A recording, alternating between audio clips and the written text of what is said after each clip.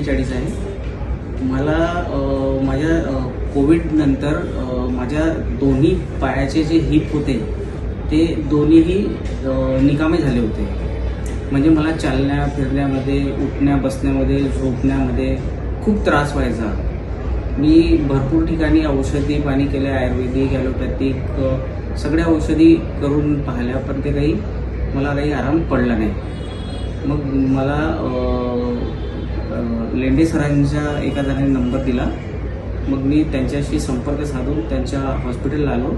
तर त्यांनी मला ऑपरेशन सजेशन केलं आणि ऑपरेशन माझे पूर्ण हिप रिप्लेसमेंट करण्यात आलेले आहे.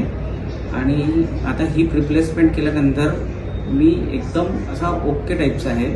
मला चालण्याला, बसण्याला, उठण्याला काही त्रास नाही होत. इवन मी गाडी पण चालवून घेतो आता.